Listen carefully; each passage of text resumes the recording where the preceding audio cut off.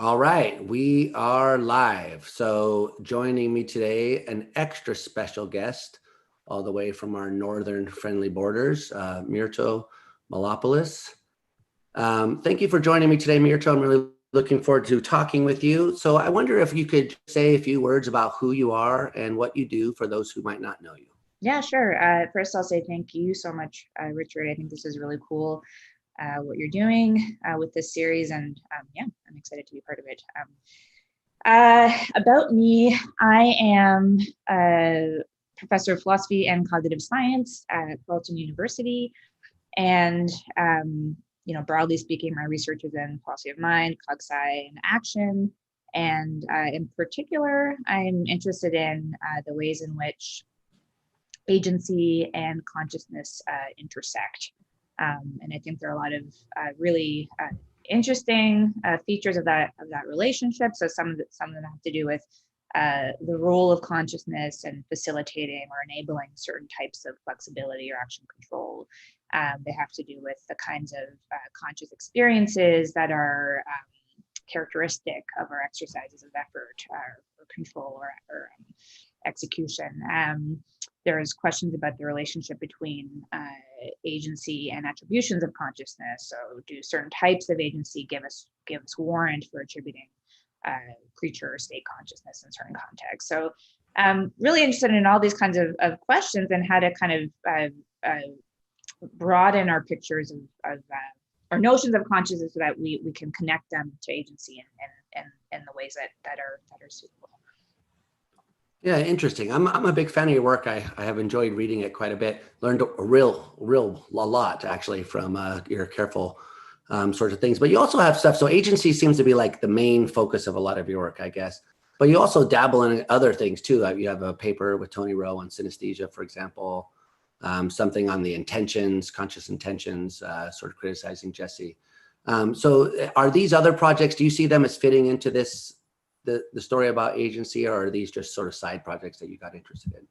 The project with Tony was sort of a side project that came out of a conversation that we were having at the ASSC in Kyoto several years ago. So he's done some amazing work on visual, perception and consciousness, and had some interest in synesthesia in particular. And really, we're just trying to with that project, understand the relationship between synesthesia and consciousness. So the extent to which we might have a certain interesting case study in synesthetic experience with respect to,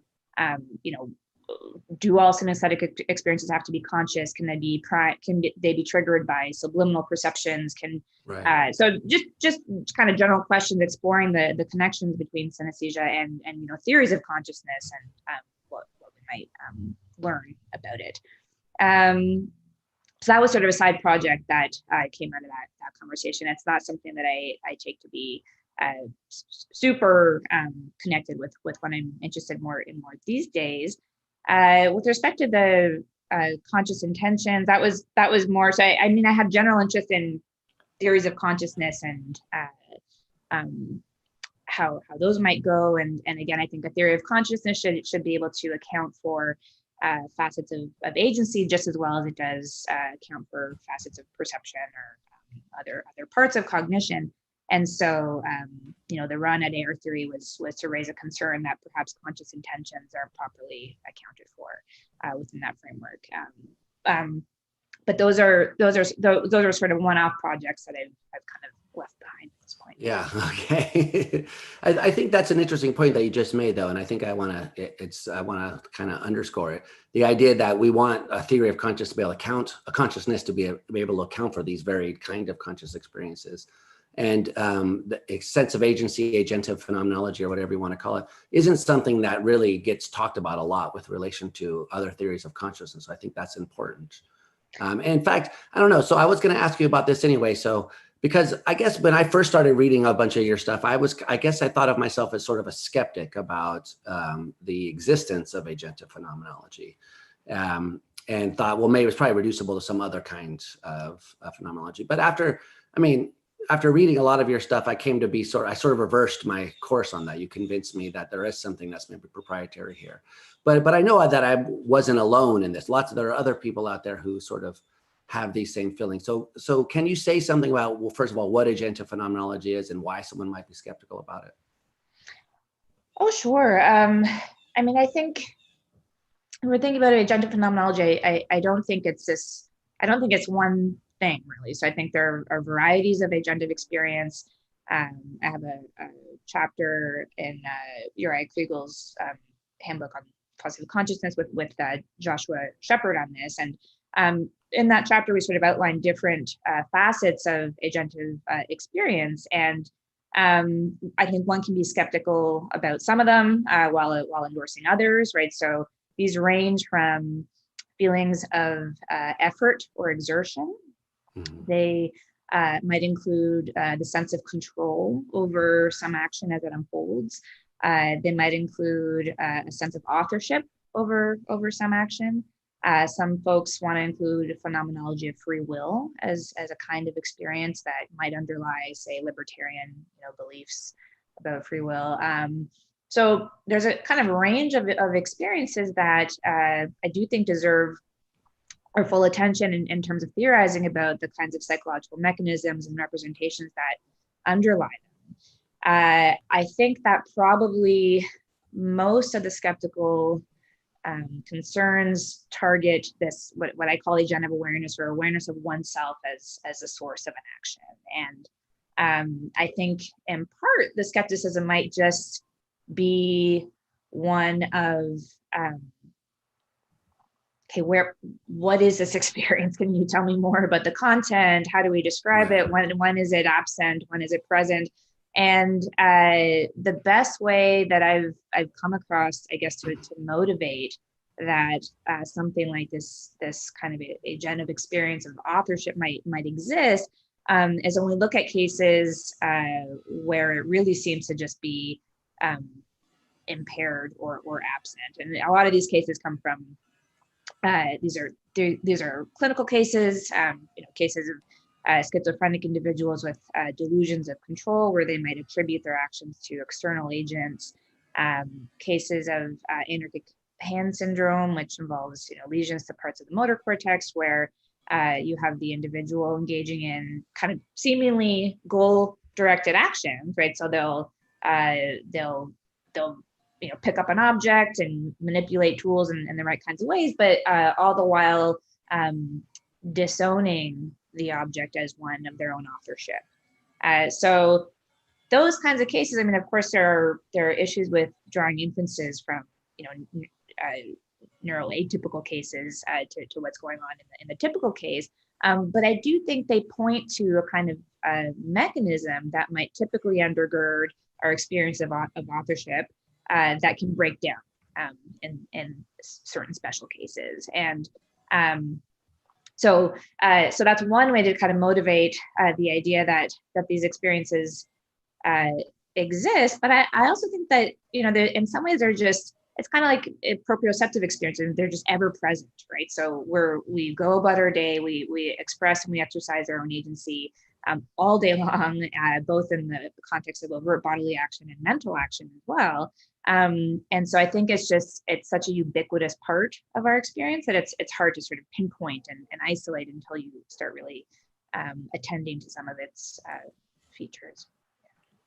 Yeah. So, and you left a couple, I guess there's a couple of other ones in there too. Like there's the sense of mindness, which is part of is that the same as the source of agency? Is that distinct? Yeah. So you might think that sense of authorship just comes down to a sense of ownership over an action. So there's a postdoc at UBC named Aaron Henry who characterizes things in that way, and I think that's a good way to think about it. So it's basically tagging an action as my own, some sense that I'm the source of that behavior, and again that might be absent in these cases of a breakdown, and maybe in cases of compulsion as well. So you might have people with OCD, repetitive patterns of behavior that in some sense they might not feel ownership over. Yeah, I mean, so it's a bit interesting that you're aiming to explain something which is like most noticeable when it's absent, Yeah. and that people spend a lot of time kind of debating, like, is this sense of, agency of, because when I was reading a lot of this stuff, I was paying a lot of attention to my movements in a way that I never had before, and I was like, does it feel like I'm doing something right now, or am I, because there's a kind of fluid effortlessness that comes with moving one's own body, at least in most cases, unless you're learning to do something or something. But it's if it's there, it's subtle. It's hard to find. And I mean, would you agree that it's hard to find, like, introspectively the thing that you're trying to explain, unless you've had it absent or something like that? Yeah, I mean, I do think it becomes the experience becomes most salient with these contrast cases, and in typical cases, you might think of simple reflexes. You go to the doctor's office and they test your patellar reflex, or your knee flies up, your leg shoots out, and you don't have a sense of authorship over. I mean, you can infer that it's yours based Yeah. on duration, but you don't have that same sense of control or authorship that you do with your typical actions. I think the fact that introspectively it's not an evident kind of experience or salient experience might also offer clues to the kind of experience that it is, right? So I'm I'm not really sympathetic to the view that it's just a brand of sensory phenomenology. Some people have argued. I don't think it has a lot of the qualities of sensory phenomenology, and one that we can talk about its vividness and its salience as ways in which it's disanalogous. So I don't think it's. I mean, it might provide clues as to what kind of experience it is. The fact that it doesn't share these qualities with other kinds of sensory phenomenology, for instance. Right. That's something you've pointed out, I think, is that we would expect there to be a sensory quality of some sort, like some way, some sense organ or something like that, which was responsible for detecting these things. And we don't really find something like that. Yeah, I mean, it doesn't seem as though whatever we're aware of in these cases is anything like a perceptible property in the regular way that our sense organs and our sensory systems operate to track. And it doesn't. It's hard to make sense of how, for instance, a quality space theory would get off the ground and trying to talk about agentic Right. qualities in the same kind of way. Um, uh, so that might lead us to think that what we're looking for is a kind of non-sensory phenomenology. And I've tried to make a case for thinking of agentive awareness in terms of a type of cognitive phenomenology. So awareness of yourself by way of first-person thoughts, that you're the agent of some action, which I think fits in perhaps with. I mean, that's for some folks already an overly deflationary way of thinking about the experience, but I think it does kind of track some of the skeptical concerns that you were articulating. Yeah. So if it is something that's cognitive, then, I mean, there's a whole debate about cognitive phenomenology in its own right. And so that's a kind of subtle thing in the background too. I mean, you hear a lot of the same sort of response. So how come people don't notice, cognitive phenomenology? People say, well, it's, ubiquitous. It's always there in the background, so to speak. And that sort of is what I heard you saying about why we may not notice agentive phenomenology in the same way. Right. So I want to ask you about your because I know about your cognitive theory. I just think it's interesting. But before we get to that, so you mentioned briefly the free will stuff. But that's not what your theory is aimed at explaining, is it? Or is this it's the sense of choice or poisedness, or however people want to put it, sense of choosing. That's a separate thing from what you're interested in? I would say it's a separate thing. I mean, I think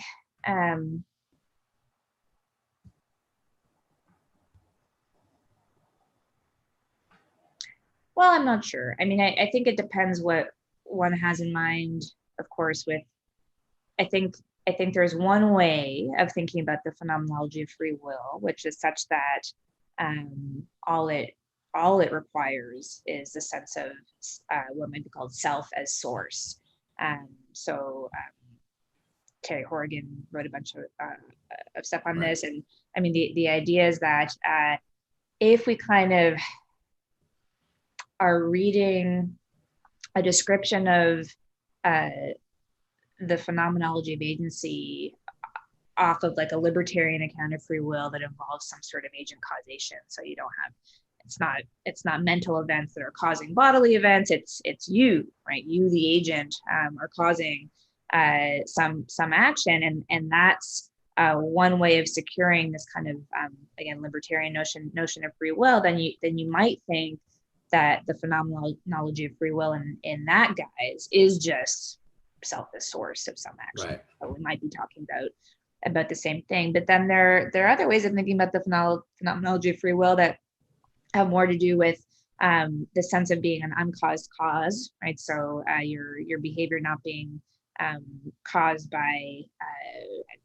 some deterministic prior chain of events or whatever else, right? So if we're talking about those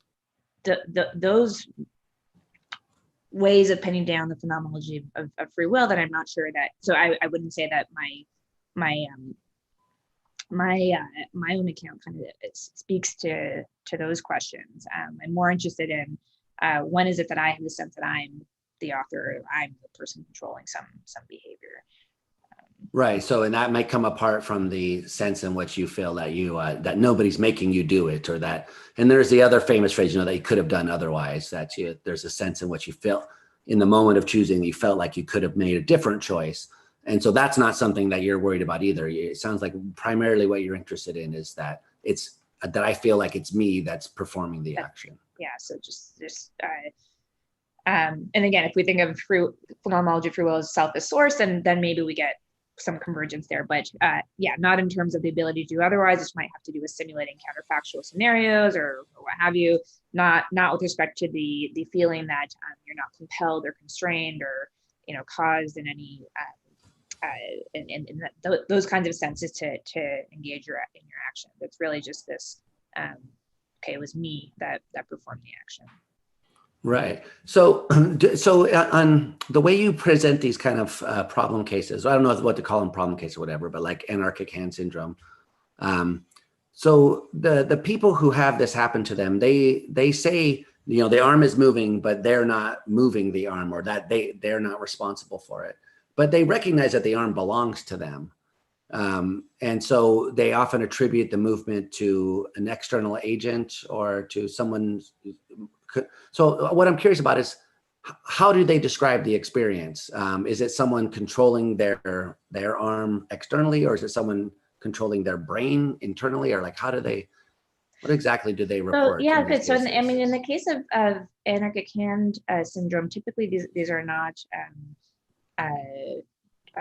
individuals who suffer from delusions, right? So their sense of reality is intact. The kinds of cases where you have these kind of external attributions or confabulations have to do with, or the ones I'm familiar with are from schizophrenic individuals with certain kinds of delusional symptoms. But in the case of anarchic hand, it's interesting because they're aware that it's their body moving. So they're sometimes, I guess, forced into metaphors. So they'll say, it's behaving as if it has a will of its own. Sometimes the anarchic limb behaves at cross purposes with the agent. So there's this famous case of an anarchic hand patient trying to play checkers and make a move with their healthy limb, and the anarchic limb takes it back. And so they sometimes have a sense that they're kind of fighting with their anarchic limb. So they do speak sometimes with, I think, metaphorically, and attributing a will or a mind of its own to the limb, but they're very much aware that it's their body that's moving. They just don't feel that they themselves are authoring the action. And I think in this case, what's missing is a sense of control over the behavior, of course. So part of, because this is sort of tangential to your main line of work, and I'll get back to that in a second, but since you know a lot about this, I want to ask you, it's so if a person has damage to like the motor cortex and they undergo this, that's where the damage typically is for anarchic hand, it's like in the parietal cortex, or I guess in the frontal cortex. Supplementary motor area. Yeah. So, okay. So what explains the actions in this case? These aren't the sorts of things that they would be doing normally, one takes it. So, in the case where there's antagonism between the hand and the person, so to speak. I don't know what the right way to describe it is, but Yeah. what is there any theory or explanation for why these kinds of actions would manifest in the first place? Yeah, I mean, what they seem to be are often just really highly stimulus-driven responses, right? So they're often cases where the relevant behavior is like highly familiar, highly routinized, automatized behavior, right? So they're responding to stimuli in the environment in automatic ways, and we have already evidence independently to think that objects that we're familiar with interacting with, so a cup, maybe a checkerboard piece, whatever. These are things that kind of automatically activate action routines that sometimes they then go on to perform and sometimes not. And this is why people have engaged in action slips, right? So you go to the fridge, you're trying to get milk out, want to pour milk on your cereal, and you find yourself pouring orange juice on it instead, right? So it's just kind of these automatic actions where if you're not paying enough, if that sometimes require attentional or inhibitory mechanisms in order to prevent the unfolding of those mechanisms are not in place. At least the inhibition mechanisms are not in place in the context of anarchic hand. At least this is one view on offer with respect to what's happening. So so again, although the actions of the anarchic limb they're goal oriented in a certain way, they're typically these very kind of familiar routine types of behavior.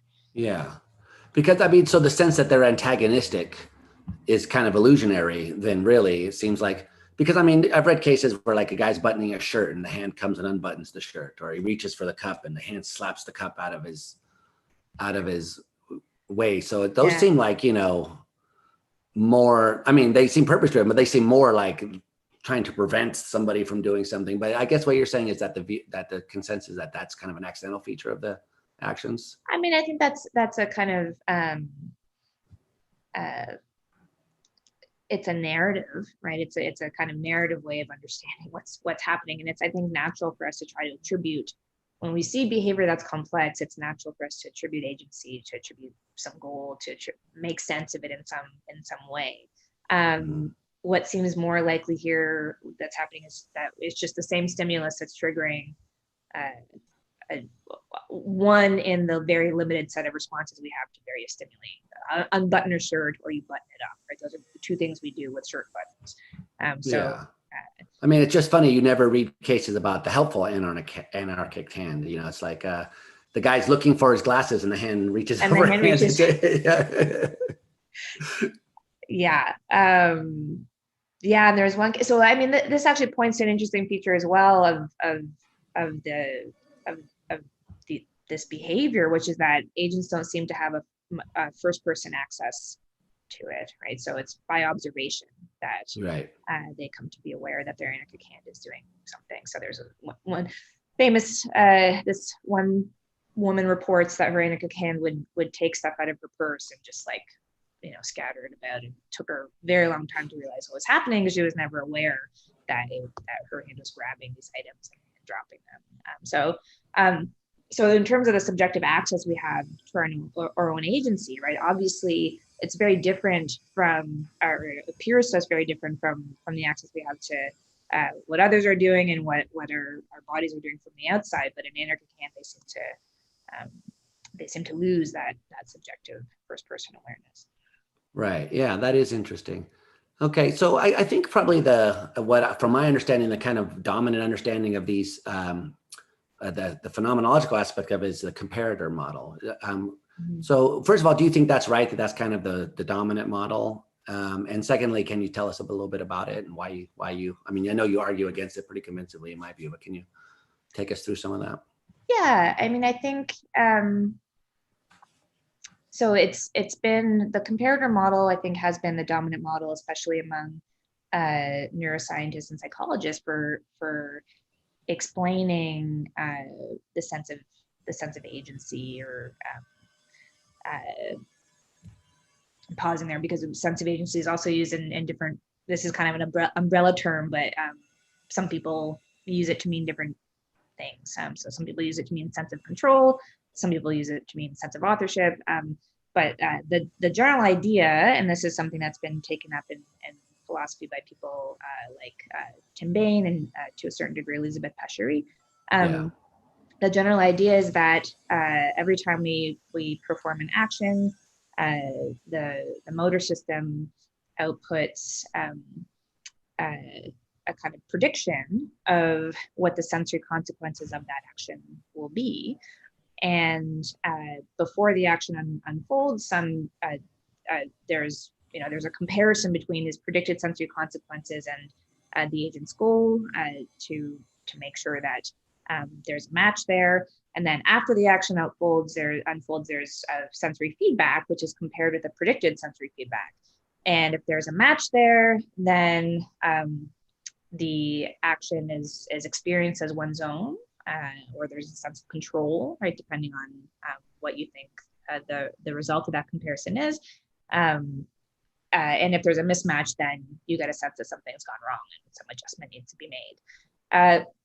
So it's actually, in the first instance, the comparator model is meant to be a model of motor control, and has some history in computational engineering, some work in the 90s, but it's been kind of used as a model also of how certain agentive experiences come to arise.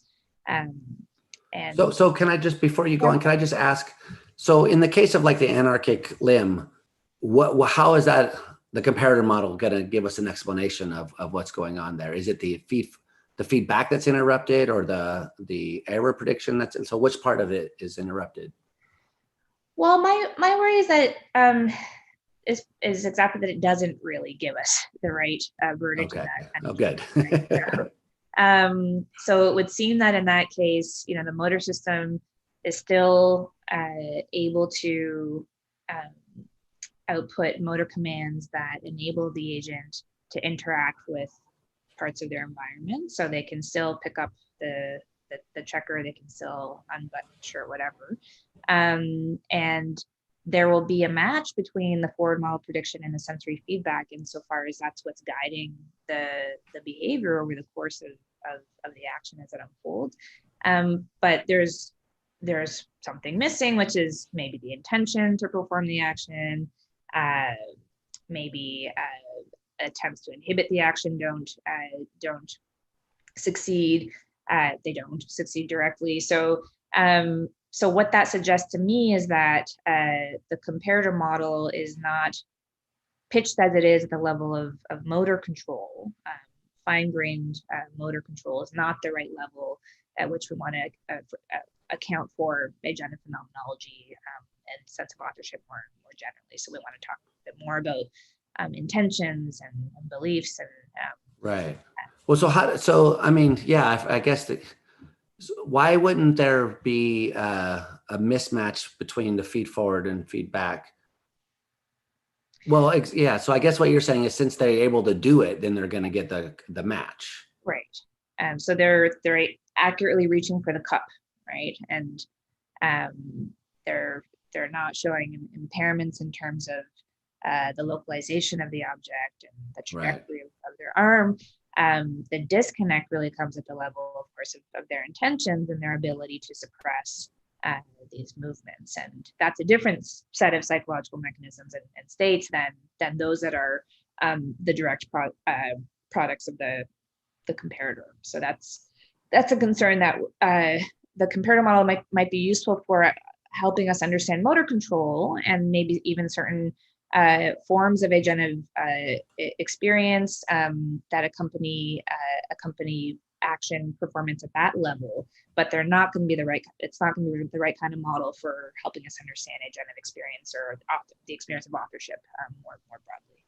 Yeah. Okay. So yeah, I've been reading so much of your stuff that I guess I internalized that argument, because I was like, yeah, how doesn't it explain these? But that was exactly your point. So what do the people who endorse the comparative model and want to use it as an explanation for phenomenology, people like Bain and those guys, how do they see it as ideally working? Yeah. So I think here it's worth thinking about some of the earlier work on the comparator model and why it became, how it became linked to sense of agency in the first place is we're thinking about. So one of the people whose work has appealed to the model the most, and who's done some really incredible work with schizophrenic individuals with the kinds of delusions that I was describing earlier is Chris Frith at UCL, and he argues that originally, right, the comparator model was meant to explain what seems to be a feature of our voluntary movements, which is that there's a kind of sensory attenuation when it comes to the sensory feedback we get from those movements versus involuntary behavior. So the kind of folk psychological observation that's meant to support this, or at least point to this phenomenon, is the fact that we can't tickle ourselves. So there's no surprise elements. There's obviously you're aware of what your body's going to do, but if someone else tries to tickle you, then it's successful.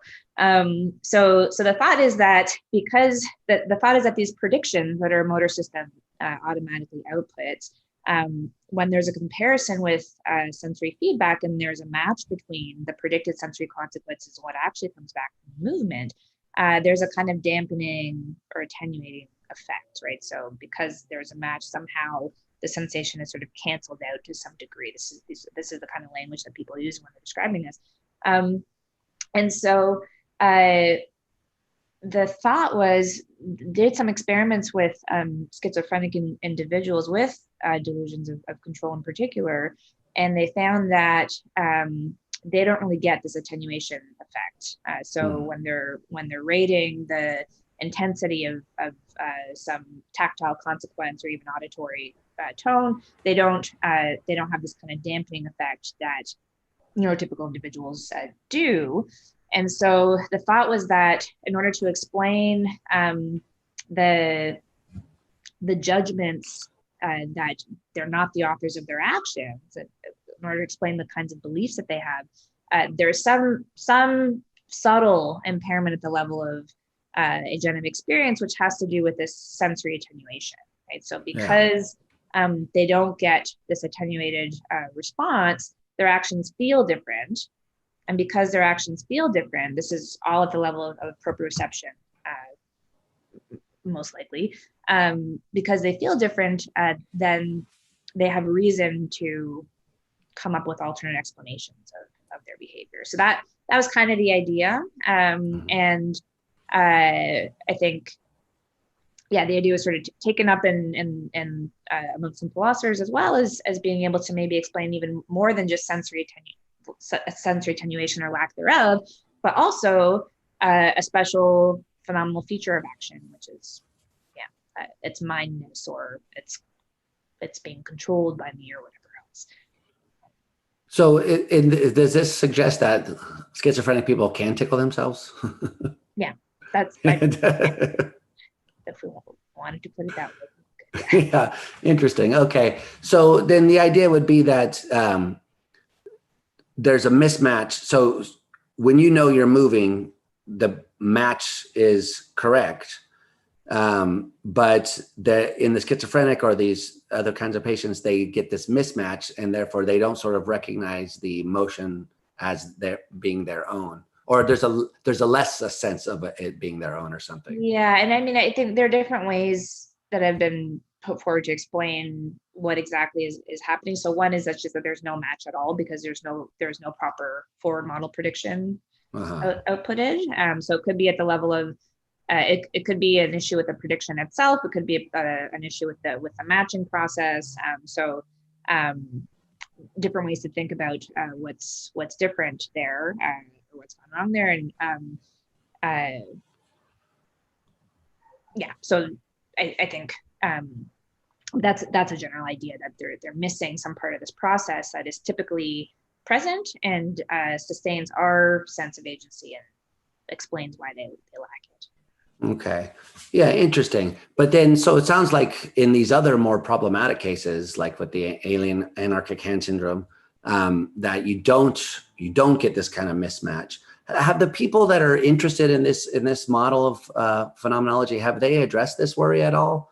Because I haven't really seen anyone talking about what seems like something they should be talking about.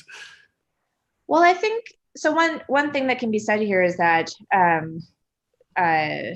if you're a fan of the comparator model, you needn't restrict it to the level of motor control, right? So that's I think a popular way of thinking about it. But there have been others like Libet who view these kinds of comparisons as being a feature of action control, even at the level of intentions and beliefs and feedback, right? So if you're interested in kind of extending the model and saying, well, look, every time we have an intention, we can form maybe unconscious predictions about what the outcomes of our action are going to be, and we use those predictions to evaluate whether our action is on the right course or not. And so you can think of what's happening with respect to their Anarchic hand patient as a case where, you know, there's feedback, but there was no intention and no prediction, and so there's this kind of error signal with respect to the behavior. So I think there are ways of extending the model, but for my purposes, that's good enough, because we're now at the level that I think of intentions and beliefs. Yeah. Right. Which is where you wanted to push them anyway. Right. So you just said that in the case of the anarchic hand that there's no intention to move the arm. Is that the way it's typically thought of, or is it just that the person is not, they have an unconscious intention? It's a good question. I think that there are reasons to resist positing unconscious intentions in these cases, and I don't have problems with unconscious intentions more generally. I think that's something. I think they exist, and in some cases it is appropriate to posit them. In the case of the anarchic hand patient, or any case really, I mean, you can think of intentions as having a sort of special property that's different from that makes them differ from desires, for instance, and that they imply some sort of commitment to a course of action, right? So right. I think in the case of anarchic hand syndrome, we'd have to posit intentions, two separate intentions committed to opposing courses of action, and I think that seems sort of unlikely. I think one open possibility is that there is maybe an unconscious desire to perform some action that's at odds with what the agent is intending to do. That's possible. But that still wouldn't be the relevant kind of state to kind of trigger, I think, this sort of predictive process. And yeah, I mean, I guess the reason I was wondering that is because, I mean, this is sort of a secondary point, but it seems like if there's no intention, I wonder why we call it an action at all, as opposed to a behavior. But these things seem like they are purposeful. And so if they're actions, then, well, I don't know. So are there actions that, more generally speaking, don't have intentions besides these kinds of cases, would you say? I think so. So I tend to think of actions as mental or bodily events over which there is some control. And I think in order to talk about control, we have to talk about goal states, and we have to talk about the satisfaction of those goal states. But goal states can be intentions, they can be motor commands, they can be, I think there are even intermediate levels of action representation that fall in between low-level motor commands and intentions, if we want to think of those in the traditional kind of propositional attitude sort of way. And so the behaviors of the automatic, of the anarchic hand, which I'd be comfortable calling actions, in the sense that there is some sort of motor command that's guiding behavior in a way that satisfies its content. In that sense, there is a level of control. We might want to call it automatic control. We might not want to call it intentional control. I think there might be reasons to use to distinguish among different types of control that we can have over our behavior. But I don't think actions are solely in the domain of intentions and their effects. But are there any cases of like neurotypical people who perform actions in this category? Oh, well, think of so even the kinds of action slips we were talking about before, right? So or just habitual behaviors, right, that are pretty strongly tied to stimuli, but maybe are initiated by an intention, but not every aspect of the action is going to be intentional, right? So there are going to be some aspects. Right. So you intended to grab something, but not the orange juice, that sort of thing. Yeah. Or you might just find yourself, walk by a light switch, and there's such a strong habitual link with flipping it, and you just find yourself flipping it at some point, right? So there's times when, I mean, I made it sound like I'm just walking around my house. Actually, I'm not, but there are cases where we have like really strongly stimulus-driven kind of reactions, and I think those might be cases where there are motor commands, there are certain goal states that are getting satisfied, but we wouldn't call them driven behaviors that are driven by intention. I guess I don't know why I have this feeling, but I guess I do have it, that those are like not really actions. I don't think I really have an argument or a good reason for thinking this. I guess that's just my gut reaction, but I understand what you're saying. There's a motor command, it satisfies, there's some goal that it's trying to satisfy. So why not call them actions? And you can think of non-human animals as well.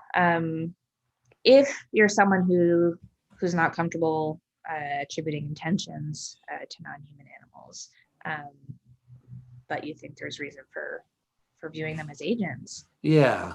Well, let me put it. So let me try this. So what on your view is an intention then? Like, how does it differ from these things that we're talking about? Yeah. So I mean, I have a little bit of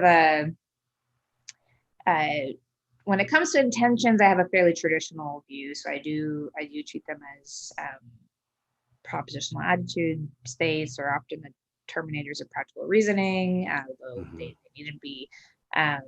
They interact with our beliefs and our desires. They interface with our motor system in some way. So I tend to think of them in what I think is a fairly traditional way. But I also think that, I mean, classical action theory, for a long time, the story has sort of stopped at intention. So once we figured out how practical reasoning works and how we come to form intentions, sometimes there's talk about intentions matching up with actions or their consequences, but in terms of psychological representations, kind of not a lot. There's a lot of silence, and let's pass that on to the neuroscientist or the psychologist. And one thing that I think has been really interesting about the trajectory of action theory in the last 20 years or so, in part because of people like Marc Chanarot and Elizabeth Pachery, is that there's now more emphasis on action representations that exist downstream of intention and guide behavior. And I think really important to kind of figure out what the format of those. I mean, there's a whole set of questions that opens up once we allow that these are phenomena that are in the domain that that philosophers should care about too, right? If we want a full story of how action control works, it can't stop at intention. And there are folks that recognize this, so Harry Frankfurt, among others, but the idea is that, look, we have these cases of causal deviance in action theory, right? So cases where it seems as though some action matches the agent's intention or desire or belief desire pair, but it's not what we would want to call either an intentional action or an action at all. So, right. But if we start to fill in the story a little bit, what's happening downstream of intention, how does attention as a mechanism, way mood does a lot of work on in this area too, help fill in the story, then we start to have, there seem to be fewer cases where we want to say that a causal theory can't explain what we're trying to explain. Right. So the motor commands, the outputs of the motor command system, then they're not propositional? I would say that that motor commands are non-propositional states. I think that they have a certain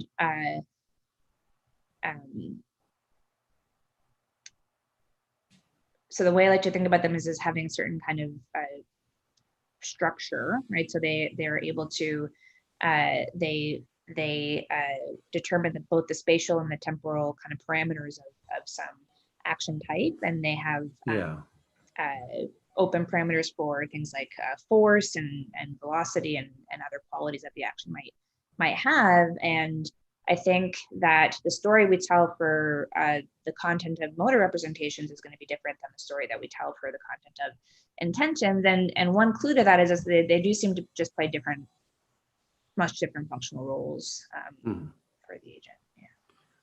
So yeah, that's interesting. I mean, so they are going to have some content, but what you're saying is that is the content truth valuable? I think it seems like the whole story satisfiable. about comparator stuff, it kind of depends on it being something which could be accurate or inaccurate, which sounds like already kind of semi-propositional, if not fully propositional to me. I think it's satisfiable, but I don't think, I'm not even sure it makes sense to talk about intentions as states that are accurate or inaccurate versus satisfiable. Yeah. Okay. I mean, so, I don't want to bring up the famous L word, but I guess I will. So there's the Libet experiments, which, gets maligned, and everyone has a pet theory about the Libet stuff. But one way of like taking the Libet stuff, and I know you have a particular line on this, so I want to get your response to this. But one way of thinking about this is that you have the readiness potential and, all the details of the Libet stuff, but that what you're basically finding out is that the unconscious intention occurs prior to their awareness of the attention. And so, but it sounds like the way that you're thinking about this, that would be kind of a mistake to take that to be the results of the Libet, because the intention is going to be downstream, psychologically speaking, or something like that. And this is, more in line with the kind of motor commands sort of thing you're talking about. I'm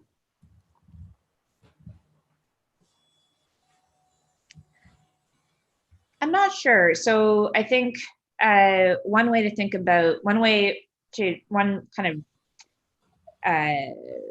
one consideration to use as a guide to determining when you want to be positing an intention versus a lower level state, like a motor representation.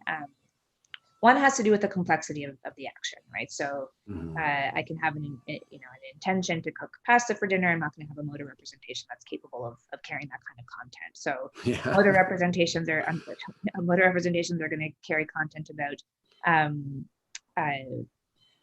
bodily parameters and ways in which we can execute behavior.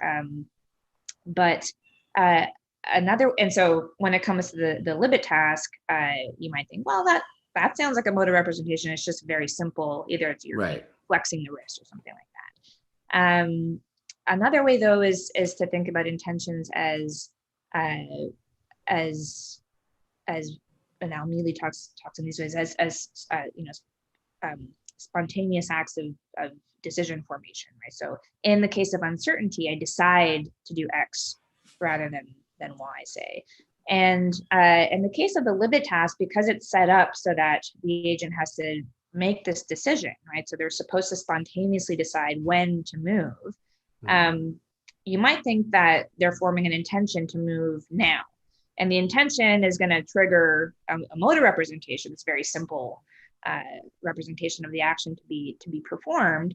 But you might still think that when they decide to act at the time that they decide to act, it's an intention that's driving that behavior. Yes, it's preceded by a prior intention to engage in the task to begin with. So you can still posit that earlier intention. But there might be, on those grounds, some reason to think that the intention to move, that the decision to move is itself an intention. So you said there's you could think of it in both those ways. Which way do you think of it?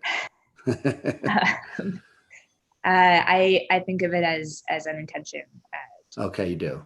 Yeah. Okay. I mean, I still think that there might be reason to think of the readiness potential is not yet the early phases of the activity that we connect with the readiness potential as not being an intention, but being something like a desire to move before there's a commitment. Right. I mean, it's an interesting question how, so because one of the reasons I was asking my earlier question was about, the distinction between psychology on the one hand and neuroscience on the other hand, and the worry that we have about implementation. So we want to posit a bunch of like psychological states. And then you go and you look at what the brain is doing, and there's a question about, well, are these just implementations of those psychological states, or are these separate things? So, yeah, it's well, anyway. So I'm not really sure like what in the story about the comparator model is really how it would interface with the intentional story, or how intentions as psychological states generally are going to be able to interface with motor commands or representations, given that one's propositional and the other is not. So how does it trigger it, or how does it generate the right kind of state? I guess sort of similar to something like, that Wayne Wu's talk about this, the many problem. How does our intentions connect up with the many kinds of motor representations that we have? Do you have any thoughts about that, or is this, if not, that's fine. I've done some work on the so-called interface problem. Yeah. Libet Peschery. Ellen Friedland's done some good work on this. Josh Shepard, Daniel Bernstein. There's lots of people who have sort of weighed in on this debate. And originally, Steve Butterfield and Corrado Sinigaglia kind of coined that term for the problem, the name of the problem. But the idea is that I mean, really, it's just a problem. So if some people kind of are unhappy with the ways that the problem is sometimes formulated. So one way in which it's formulated is to say, well, intentions are propositional attitudes, motor representations are not. And so we need some explanation of how these two interface, because it looks like we're dealing with these different formats. And so in some way, metaphorically, we can think of it as like they're speaking different languages. So how is it that they end up coordinating not accidentally? If one doesn't like that way of putting it, because it presupposes things about the format of intentions that maybe we don't want to presuppose, and maybe the format of motor representations, we can just think of it as a more general question of how is action control possible to begin with, right? So how do we get from intentions to behavior, and what are the intervening representations, if any? And so, I mean, one way to respond is to, and this is the way that Elizabeth and Peschery and I have argued, is to posit these intermediate level representations that exist between intentions and low level motor representations that are known in the motor control literature as motor schemas. And motor schemas are more abstract than motor commands, low level motor representations. They represent the invariant features of action types. So everything that all throwing, the spatial and temporal features that all throwing movements, for instance, have in common. And they allow a hookup between intentions and the motor system, because possession of a motor schema for some action type entails that you have what we call executable action concept. So what that means is that you have a kind of representation that enables you to execute an action. It's not the same as the kinds of action concepts that we might acquire on the basis of observing someone performing some action. It's a type of concept that can only be acquired on the basis of execution. And so you might think that intentions have, as part of their content, they have conceptual content, and that links up to these are executable action concepts that are deployed in the content of perception, and that links up to the motor schema, which then triggers the formation of appropriate motor commands. So we view these representations as kind of helping to build a bridge between this propositional level, conceptually, latent states, and then these really low level motor representations that specify like detailed features of angle, trajectory, and force, and all these other parameters. And paying attention to this intermediate level, I think, opens up ways of thinking about action control that can be useful. So. Yeah, and I now just remember that I did read that paper with you and Elizabeth Pastry, so I should have known that you had something to say about this. But so I'm confused about the idea of a executable action concept. So this is this would be a concept in the intention, or is it in the schema, or where is it in the intermediary or at the higher level? So I mean, we leave it sort of loose in the paper. We just say that one condition on if you have the motor schema, then you possess the executable action concept. We don't go so far as to identify the motor schema with a concept.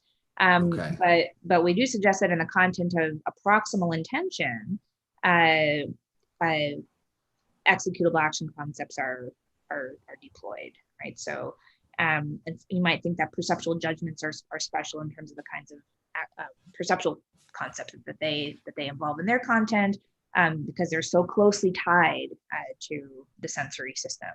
And right. we're positing a kind of analog in the case of intention and special kinds of action concepts. So to take like a concrete example, if I want to reach from this pen over here, I did it. The concept that's executable, having that concept entails that I have the schema, which allows me to generate the right motor command. Is that the right way of putting it? Yeah. So if you have, I mean, the acquisition of the schema, I should say, maybe the other direction, secures your possession of the concept. Okay. And how? So I guess what's confused. So I'm worried. I don't know. I don't understand the interface, the posited interface between the two levels here. So how does the intermediary schema translate between the two languages, so to speak, between the intention and the motor command? What would be the content of the schema?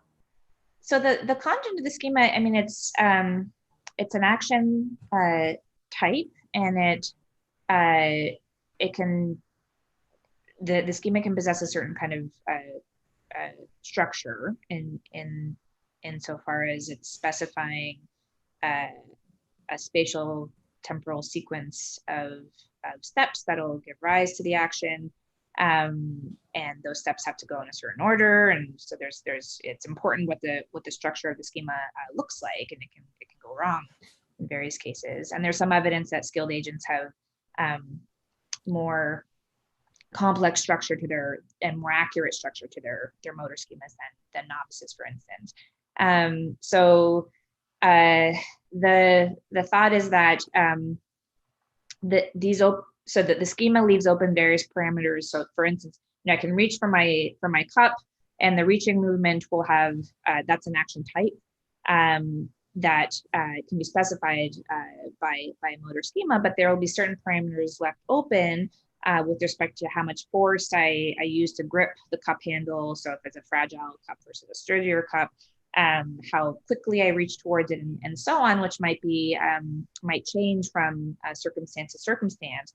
Now, how am I going to determine as an agent, or how is it going to be determined by the motor system, how those parameters get filled in? That's going to be determined on the basis of our perceptual link to our environment. So, background knowledge I might have about the cup, about how far away it is, and so on, and also my attentional mechanisms. So in this kind of coordinated way, using the schema and using my intention as a starting point. So this is similar to how Lin Wu talks about the intention-attention nexus, right? So I have an intention to reach for the cup, and perceptual and attentional resources are deployed then, on our view, to fill in the motor schema, which the intention also triggers, which is then going to result in a detailed motor command of exactly the action to be performed. That's the idea. Yeah.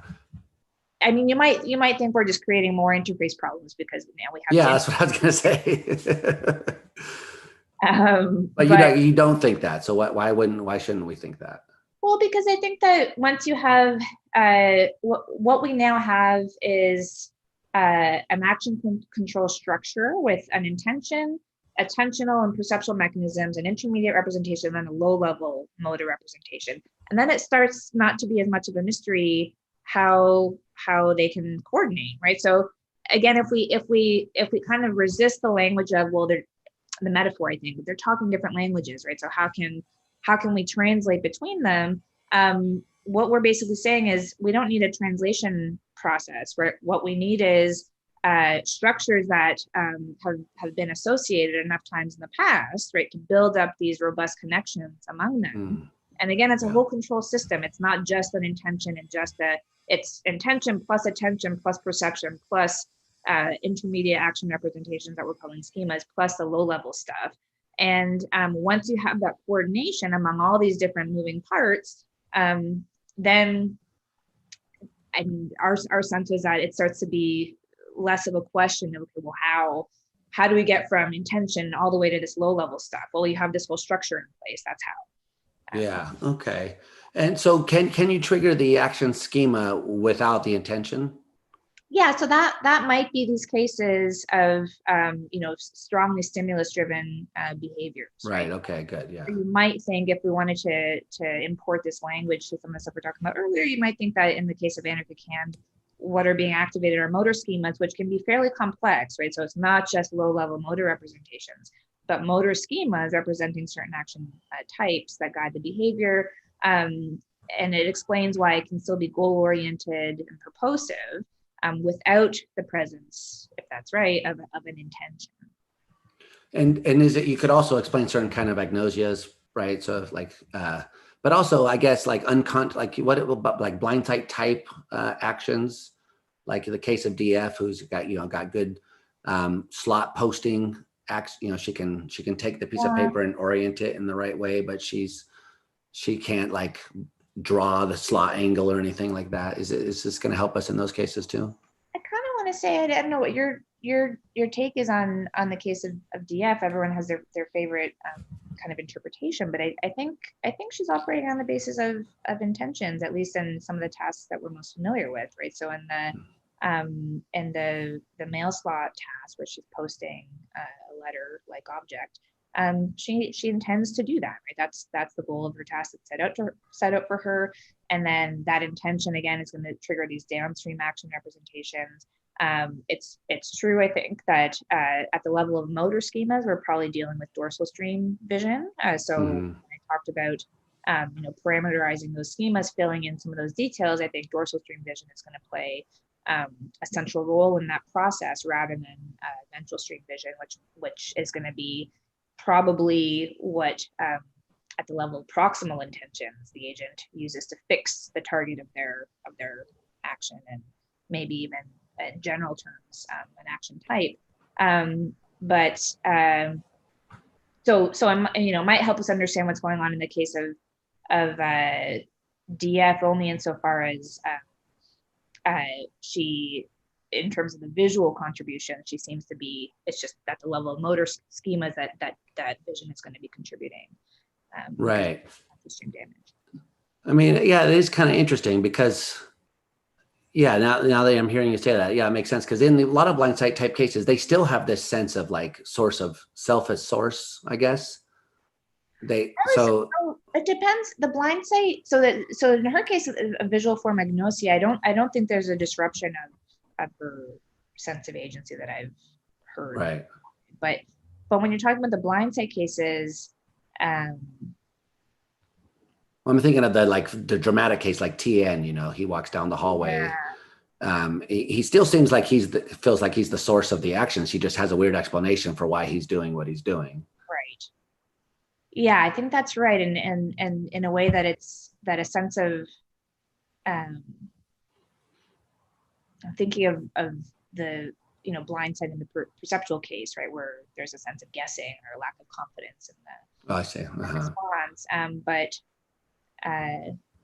That's an interesting question. I've not heard reports that in cases like TNs, there's any sort of degradation of the sense of agency involved in the action.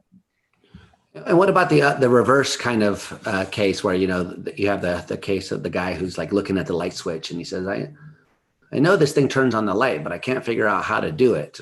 Like, what are you supposed to do to it? So in those kinds of cases, what you're saying is that he can't, the sort of action schema is not activatable or something like that. Yeah, that's an interesting. I mean, in that case, I guess the damage that if we're thinking like of optic ataxia, so it's really that they can't.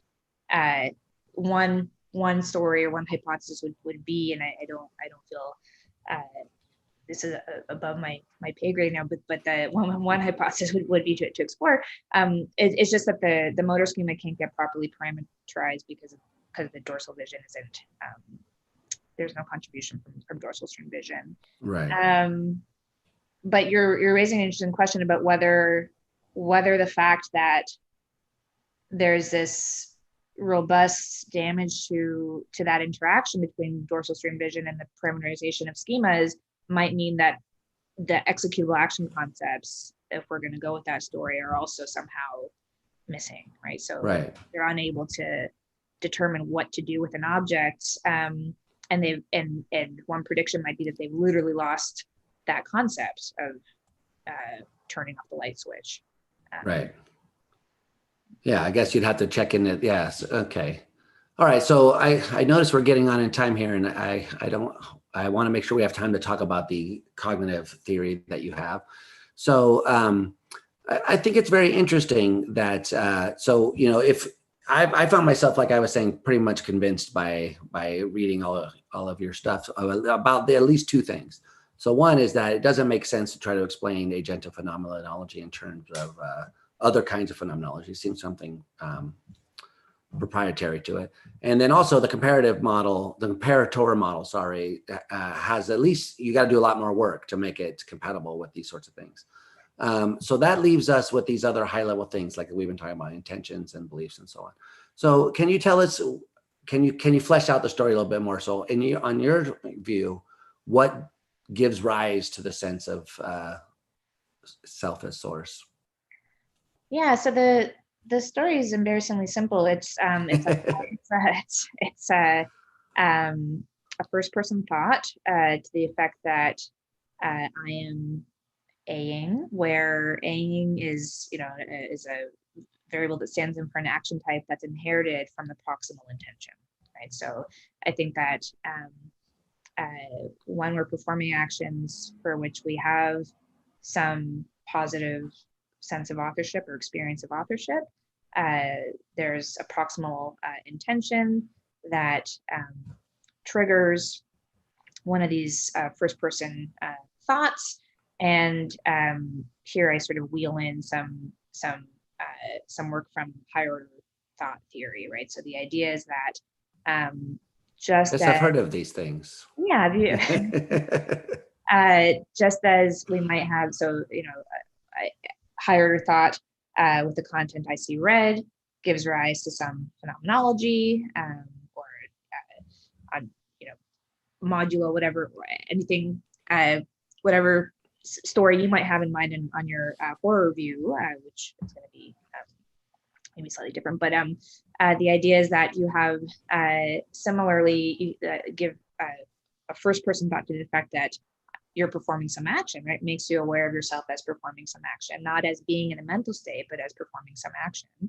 And that is on its own sufficient to give rise to a certain kind of phenomenology. So yeah. No, go ahead. Finish if you're yeah. So the idea is really just that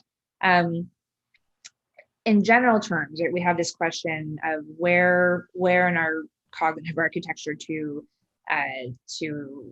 locate agentive experiences. I want to say they don't seem like they're the right kinds of things to be sensory experiences. You might think that they're features of experiential or phenomenal features of the intention themselves. I think that intentions don't quite have the right direction of fit. and that the mental attitude just isn't right for capturing Right. an assertoric, what I think is an assertoric form of awareness. I'm aware that I'm performing some action. I'm not in a state, and intentions are such that they, they drive some action. They don't assert that an action is being performed. And so if that's right, and if we have a kind of background story, which I think is reasonable to buy into, which is that, look, every time we perceive something, or at least frequently, we automatically form these perceptual judgments about, or perceptual beliefs, say, about what's in our environment. You could say that every time we form an intention, there's also a kind of automatic thought to the effect that I'm performing some action that's just triggered as a matter of strong association built up over time. And then if we also, I'm asking people to buy a lot of things here, but if we also buy into the idea of how we get phenomenology from higher order states, in this case, not a higher order state that's about another mental state, but about an action, then the story comes together. So that's Yeah. I would say, yeah, I guess that at the beginning you said this would help be part of the explanation for how thin the phenomenology was, but the higher theorist wants to say, no, we get regular phenomenology too from this. But that's neither here nor there. But one question I do have about this is, in what sense the kind of thoughts that you're talking about are higher order? And you sort of said yourself, they're not really thoughts about mental states. They're thoughts about actions. Yeah. And those don't seem like, that seems like a kind of first order thought to me. Not that I would really count against your view or anything, but it does seem like it's a thought about, yeah, and affairs in the I've world. sort of gone back and forth about whether to call them higher order. They're certainly not high order in the sense of being directed at a mental representation. There's some wiggle room here. So, if you think actions are like Searle, it's argued that they're intentions plus bodily movements or mental events, then you might think that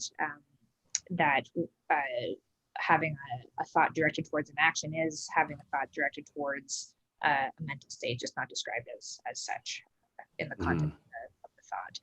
So in that sense, they might be higher order. I think probably it doesn't matter for the view. Right. I mean, what if they really are first order thoughts, it might just turn out to be the case that first order thoughts directed towards actions give rise to phenomenology in the same way that higher order thoughts directed towards mental states do. Right. Yeah, no, I didn't think it was really consequential for your theory. I just think it's a terminological issue mostly. But I do wonder about, like, in the going back to the anarchic hand phenomenon, which we've been talking about previously. So it seems like on your view, you're committed to them not having these kind of thoughts, or at least if they do, they've got to have it in the wrong way. Because I mean, you might think that when the hand reaches for the checker, they are having a thought like, oh, I'm reaching for that checker. But maybe they arrive at it by inference or something, maybe part of the story. I don't know. So, like, how do you? Right. So it's not going to be a first person awareness from the inside of the action they're performing. They might have that for the action that they're performing intentionally, right? That the intact, so to speak, limb performs. But if my interpretation of what's going on in at least some of these cases is correct, then they don't have a proximal intention. So they're not going to have a first person agentive thought to the effect that they're performing some action from the inside, or not seemingly Right. non-inferentially, right? So it matters that they come about to these self-attributions by way of observation rather than seemingly subjectively immediate. Right. So that's sort of similar to the way, like, on the higher order theory, it's like these thoughts have to be arrived at from the seemingly non-inferential, automatic, and so forth and so on. Then you get the phenomenology. So the ideology matters in this case as well. Exactly. And these thoughts are typically unconscious on your view? Typically unconscious. I think, they can be conscious, and that's when we might come to have some awareness of ourselves as consciously performing some action. I think that things get a little bit murky here. So I'm not entirely sure that in introspection, we're aware of much more than maybe a thought to the effect that we're performing some action and then some sensory experience that accompanies the action itself. Right. I think one odd prediction of the view, and I have some things to say to make this sound less odd perhaps, but for automatic behaviors that might not be accompanied by, so I've been describing all these other, right, these intermediate levels of action representation that are downstream of intention. I'm hooking up agentive thoughts to intentions. Now, what about all the behaviors that aren't initiated by way of an intention, Right. but that we don't disown them, right? So it's not as though we have a sense of alienation from them. I do think it's true though that we don't have the same sense of authorship. We might have a sense of controlling the behavior in terms of the fine-grained details, in the same way that the anarchic hand can be directed towards an object. But I don't think we have the same phenomenology for those automatic habitual behaviors. So when you're reaching for the orange juice, well, that might be a different case though, because you do have the intention to reach for something. So you're still going to feel like you own it or something like that. But there can be cases, what you're saying is there can be cases of automatic behaviors, where this happens to me all the time, where I'm like, okay, I want to get something out of this cupboard. So I shouldn't shut the cupboard. And then I just automatically shut the cupboard. And I'm like, oh, why did I do that? That's way better than my light switch case. Thank you. Yes.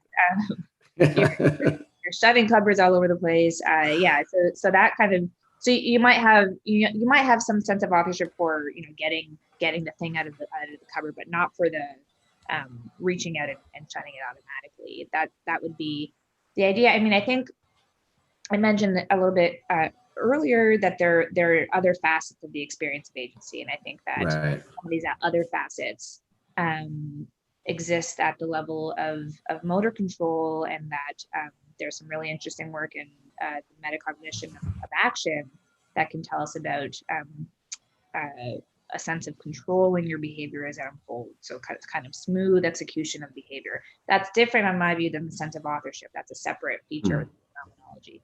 So we might still have a sense of smoothly executing some behavior, even if it's not, even if we don't have that sense of authorship. And is it do you feel the pull to want to give a different account for those kinds of experiences? So they wouldn't just be cognitive. Maybe those would be metacognitive or sensory or something. That's right. So I think of those as the outputs of a metacognitive evaluation. So I think that you can think of, and here's actually where this is quite friendly to a comparator model approach. So the idea is that we have metacognitive monitoring mechanisms that evaluate the success of our ongoing actions. And one way they might do that is by way of this comparison between predicted and actual sensory consequences. And you might get metacognitive feelings of control that are the results of these comparisons. And so that's going to be something much more low level and having more to do with action execution, whether the action is going well or whether it's going poorly. So it has this kind of evaluative feature built in, rather than action attribution, which is what we're trying to explain in the other case. So so here's where I have and there's something actually quite friendly for the higher order theorists as well, because these are not thoughts, right? And they're not perceptions. They're metacognitive states. They are meta representations, though, that represent the success of some action outcome. So. Yeah. Okay. So for that, like you guys list like 6 different things in the paper with Shepard. So maybe you're going to have a kind of different account for several of these. Maybe some of them can be grouped together. Maybe others need a different account or something like that. Yeah, and I think it's important to be specific about which facet of the experience of agency one is interested in explaining, because as you said, different accounts are going to be probably on offer for different features of the phenomena. I don't think it's one kind of thing, it's many different things. Right. So one thing that I was wondering about, and probably you've already addressed this somewhere, is what level of, I don't know how to put this, what level of grain or coarseness the concepts and the kind of thoughts you posit are. So I am A-ing, okay, so if I'm reaching for something, is that I'm reaching? Is it that I'm moving my arm? Is it that these are going to give different experiences if you have one but not the other kind of concept? Or so I'm just curious, like, and then secondly, what the relation to the concepts and these kind of thoughts are to the executable ones we were talking about before. Yeah. These are good questions. So I think that the way I've been thinking about them is fairly coarse-grained concepts relative to the contents that our motor schemas have. So I think again they're gonna borrow the content, so to speak, from the proximal intention, and I think so that might be a description of the action in terms of the bodily movements that are required to perform it. So you might think in cases where you're thinking really hard about what you're doing, you want to be really careful to move your body in just the right way. That the agentive phenomenology is going to pertain to the bodily movements themselves. But you might think in other cases, if you just have an intention to get the orange juice out of the fridge, and that's your proximal intention, it gives rise to the action sequence that you then perform. Your agentive phenomenology is going to be quite general, quite loose in terms of the content. So it's going to matter just what's in the content of the intention, whether the agentive thoughts themselves deploy executable action concepts. That's a good question. I'd be inclined. I guess I'm sort of committed to the view that they do, because I'm talking about them as inheriting the content. Yeah, the borrowing is what made me think of it, right? Yeah. Then I have to think about whether that's something I want to be committed to. Yeah. But yeah, I think that would be the story there. Yeah. So let's see, because I'm running. I hate to be rushing like this because there's a lot of things I want to ask, but I have another commitment after this. You already know, but for anyone listening, I have to. Normally, I'd be torturing you for much longer, Myrto, but I have a lot of things that I find very interesting about your approach. But so I wonder, because one of what I'm thinking of is, if you, especially with the language about higher order thought. So one of the things that comes from there is that the content of the higher order thought determines what it's like for you. So, if I am seeing red, there's the I am part, and then what it's like for you is the seeing red. I am hearing a sound, there's the I am part, which attributes it to you, and then the hearing a sound or whatever. But so is it on your view the case that that's also true? So when you say I am reaching, is the experience not just that you are the source of it, but does it feel like reaching? And if you were like, I am, grabbing, that's a different kind of experience because of the different content? Or is that not the way you think about this? I think it's going to be quite thin, right? So you're not aware of yourself as being in the sensory state that accompany our actions. That's not what I take to be the content of if we're thinking of executable action concepts, they're not yet, they're not in sensory format. That's just not right. the kind of state, the kinds of representation it is. So what I would say is that in some ways, the way in which the agentive thoughts come to shape our experiences is maybe primarily through modulating our sensory experiences, right? By the sensory experience is now shaped by the agentive thought to the effect that I'm being versus being. So I don't think that the agentive thought on its, I think the agentive thought on its own is going to give rise to some phenomenology to the effect that you're aiming, but I think in terms of, again, the salience of the experience, it's going to come from the way that your sensory experience is shaped by way of having that thought. Yeah. Okay. And so if you have these cases where you you can stimulate the parietal cortex or the front or the somatosensory cortex or the motor cortex, and you get people saying things like, I have this urge to move, but they don't move, or they'll, even if you stimulate it hard enough, strong enough, say, I just moved, when they didn't move at all. So on your view, then, is that a triggering of one of these kinds of thoughts, or is this because they do have the sense that there was a movement, even when I mean, you had to sort of hide their arm from them, but they clearly didn't move. So it does seem like that would be your account, but also that you kind of have to predict that there can be these kinds of, like, if the thought is triggered, then you have the sense of moving, even if there were no movement involved. Yeah, so I think those kinds of cases, I mean, it's, it is hard to interpret, to go from just the what we know about brain stimulation to exactly what kinds of representations have been triggered, Right. especially when we're talking folk psychological terms. But I think a promising way of interpreting those kinds of cases is where you have agentive phenomenology, but you don't have sensory activation of the kind that you would normally have in the case of the movement. I also talk about Libet always comes up, but there's in his work, in addition to the judgment of when to move, your patients or individuals, participants, I should say, Yeah, exactly. are asked to report the time at which they have moved. And Patrick Haggard has done lots of follow-up work on this kind of paradigm. But the awareness of having moved typically precedes the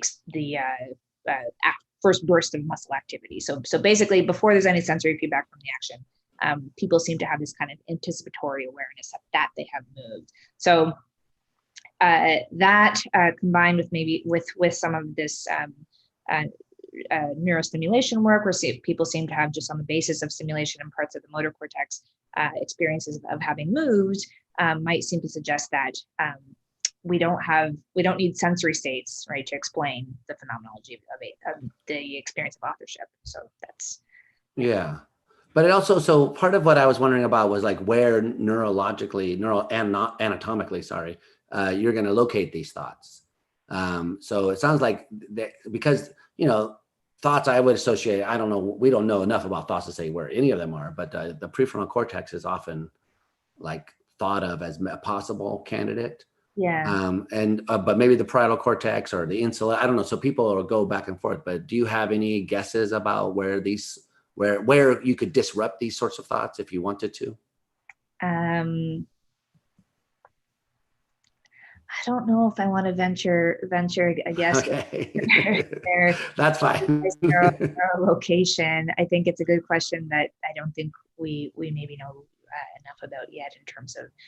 But I mean, I would say in case of these neurostimulation experiments, the story I would tell about what's going on there is that there is at least an intention being triggered, and want to put intentions somewhere in the motor cortex, whether it's supplementary motor area or whether it's earlier. So I don't want to say, I don't want to commit to a particular neural location, but that would be the idea that first there's a proximal intention triggered, and then a thought to the effect that I'm performing some action. Yeah, and then so it also seems like you're committed to this prediction of a kind of illusion. And I'm not sure, I wonder if there are examples of this kind of illusion. So where you are actually doing A, but it seems to you like you're doing B. You have a kind of mismatch between the agentive thoughts and what actual action you're performing. So, you may be reaching for the orange juice, but have the thoughts, I am jumping, or I don't know, that's an extreme case or something like that. But that seems like you are committed to that in principle, at least being possible. And I wonder if there are any cases that can be described that way. So, I mean, I think I'm trying to think of cases that don't involve this kind of brain stimulation. Right. I should say that we wouldn't really expect in the wild to find many of these cases because typically, our proximal intentions are, again, tightly integrated with this interface story that I'm telling is accurate. They're really tightly integrated with our motor system, and by way of this set of representations and attentional mechanisms. So again, there's kind of this coordinated system, and I've said that agentive thoughts are kind of automatically triggered on the basis of a proximal intention as well. So the proximal intention is both leading to this cascade of downstream effects in the action execution and the agentive thoughts. So we would expect that there would typically align, match. And so the kinds of cases where there's misalignment, or these weird ones where you have brain stimulation, so you don't get the there have been experiments done that I have my views about whether they actually offer us support for the things that they claim, but there's some work in the past by the psychologist Dan Wagner, their early 2000s, really influential work, where he would set people up in various experimental situations where they would report. They would have a sense of controlling some movement that they weren't in fact performing, or of engaging in some having some goal or some intention to do something that they didn't in fact do. Again, I think those are weird cases, right? So, if you distort feedback, or if you set up a confederate, and there's all sorts of is this like the Ouija board case? Is that one of the cases? The Ouija board case, and the known as the I Spy experiment. So the confederate controlling the movement of a mouse. So it's even one step removed. It's not their bodily agency. It's their control over a cursor on a screen. Right.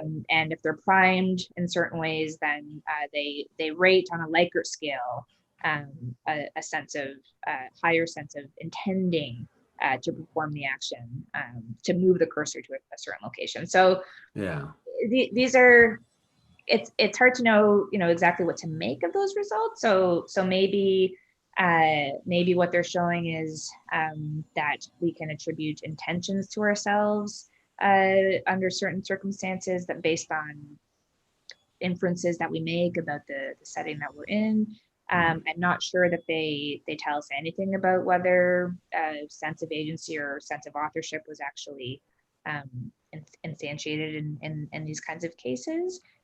Typically, the Likert scale ratings tend to hover around the midway mark, so it's not a super strong sense of having intended to do something. So, so I'm not sure what to make of those kinds of classic cases in terms of giving us some evidence for a robust dissociation between a sense of agency or a sense of authorship and then actually performing the action.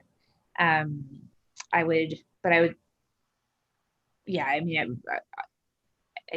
would suspect very few cases where you actually have a sense of